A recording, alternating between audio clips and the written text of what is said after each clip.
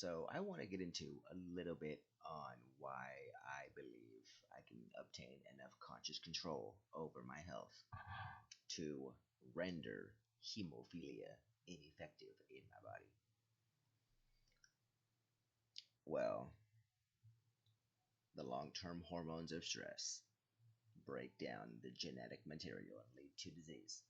And the long-term hormones of love and gratitude rebuild that genetic material for health and well wellness. So essentially, feelings of love and gratitude will heal your body, while stress, the mismanagement of your stress, will destroy your body. So your genes, we're talking about genes here. All genes make proteins. That is it. There's a lot of variations of different proteins they can make. They can make uh, upwards to, I think it's 120 some odd thousand different protein variations. And proteins are the building blocks of life. Every cell in your body makes a protein except for red blood cells. And the part of my liver that is causing hemophilia in my body is a lack of a protein being produced. There's a genetic de- de- defect where my liver doesn't produce factor 8, and that causes the cascade chain for the clotting process doesn't complete, and it just allows the blood to bleed and bleed and bleed. Blah blah blah. Yeah. So the main point of this is I'm missing factor 8. My liver isn't producing factor 8, and factor 8 is a protein. That is it. It's a protein. Our genes create proteins, and it's been discovered that our reaction to the environment around us, our continued reaction to the environment, our prolonged reaction to the environment around us, tells our genes what protein variations to create. We only have a specific set of genes, a certain amount, but the protein variations those genes can create is 4 or 5 times what our genes are. So those genes, based on your reaction to the environment, will produce very strong proteins to support health and wellness.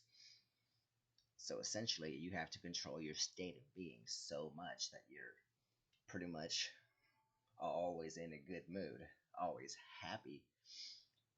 And what's wrong with that? Nothing is wrong. Nothing is wrong with that. Is it hard in these days, in these times? Are we ever conditioned, taught in the news to be happy and express love and gratitude?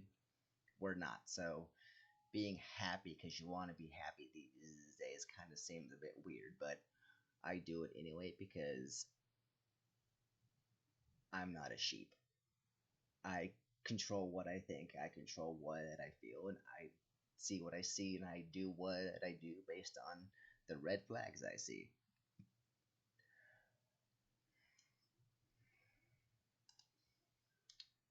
So essentially, the long-term hormones of love and gratitude heal your body. They create the genetic material, creates the proteins that support an extremely strong structure, a strong foundation, where it's been documented that viruses and illnesses cannot enter the cell.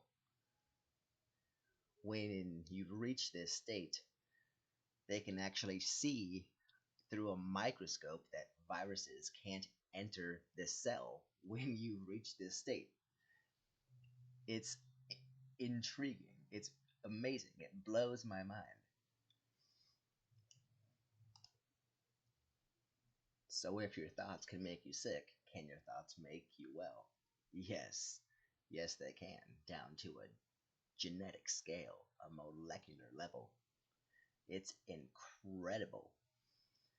And it all starts with how you think and feel about your reality around you. And this reality isn't even what we're told it is anyway. So if all this is true, which I already know it is, that we can heal our bodies with our mind.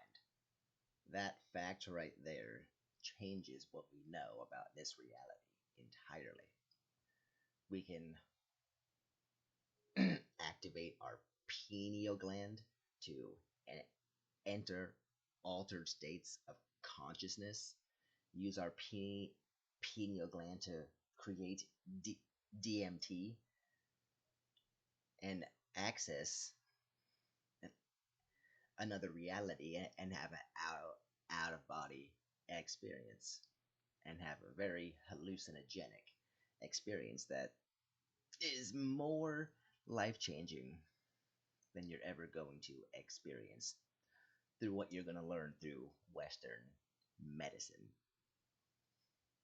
Because essentially, Western medicine only wants you to get involved in big pharma and make pills and make medications and not actually show you're about health.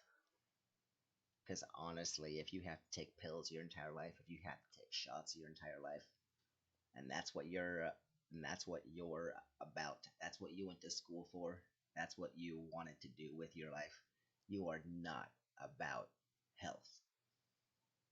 Health is about conscious control. Health is about maintaining your body's natural homeostasis. Stress is an altered state of consciousness, while psychology claims that being stressed is a normal state of consciousness. It is not. Being stressed is an altered state of consciousness and it throws your body out of whack. You haven't been in homeostasis for a very long time. You are always in survival. You are always in fight or flight.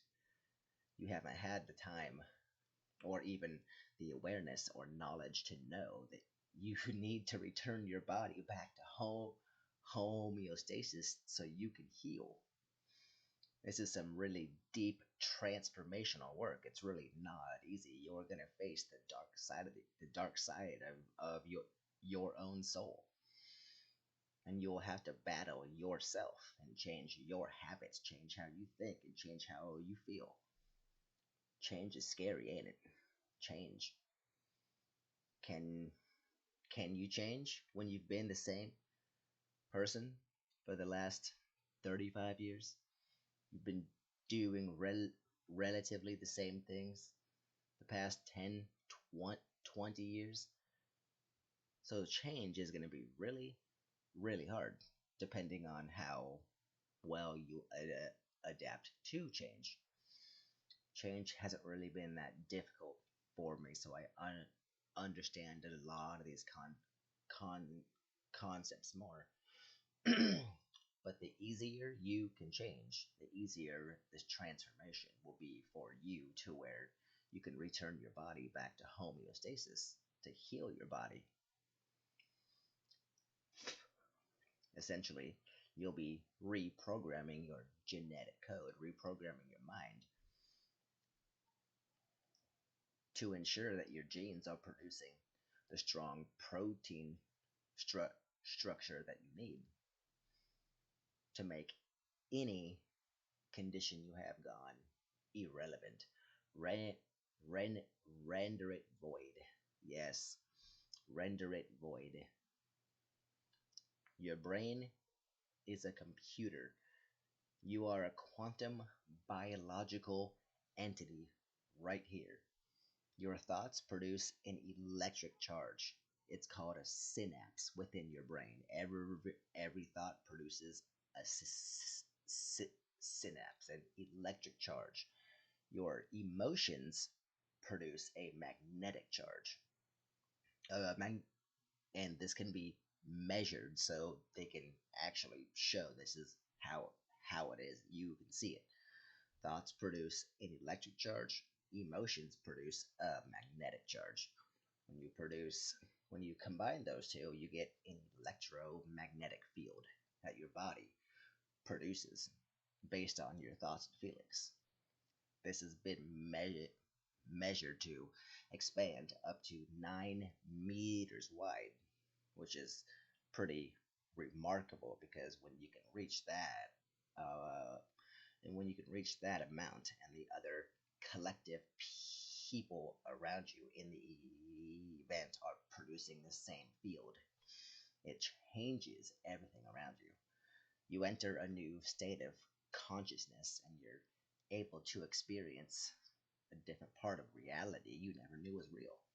But yet it's been there the the entire time. It's not like it's now possible we can heal our bodies with our mind.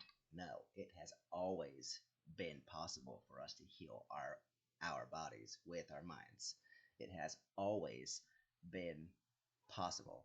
It's never been impossible. It has always been possible while we have been told and indoctrinated to believe that it is impossible. That's not how it works. You can't heal your body with your mind. And when you repeat it enough times, you believe it. You believe it, you believe it, you believe it. And then when somebody asks you about obtaining conscious control, you laugh at them. That's not how it works. I learned in school, my doctor told me this. CDC says I need to take a vaccine, duh. I call that the fluoride stare. You've had enough fluoride, dude. Lay off the fluoride. Open up your mind. If people on TV were telling you the truth, I will shoot myself. And I'm never going to do that because I know they're not telling you the truth at all. So I'm safe. Because again, I gain no benefit from lying to you, but they gain all benefit from lying to you. I don't want to control you. I want you to know the truth. They want to control you. They want you to know the truth they want you to know. Just think about it. Now, watch this video from Dr. Joe Dispenza and hear it from the person who's been doing the research of this the last 10 to 20 years. It's been around for quite some time, but you've never heard about it. So listen to what he has to say here. The bad relationship, they need the bad job in order to feel, and that's why it's hard to change. And people become addicted to the life they don't even like. And so if you can turn on the stress response just by thought alone, by thinking about your problems, then that's the truth. You can become addicted to your own thoughts. And if the long-term effects of the hormones of stress push the genetic buttons that create disease, your thoughts can make you sick. And then the question is, if your thoughts could make you sick, can your thoughts make you well? And we're actually discovering that that's absolutely possible. So then teaching people then a little bit about how to manage their emotional state and to self-regulate, I think is a great gift for people, because when they begin to break an addiction to any emotion or the conditioning of any emotion, there's going to be cravings that go on just like any addict there, and many people overdose and many people have bad trips. And so when they start changing and the body's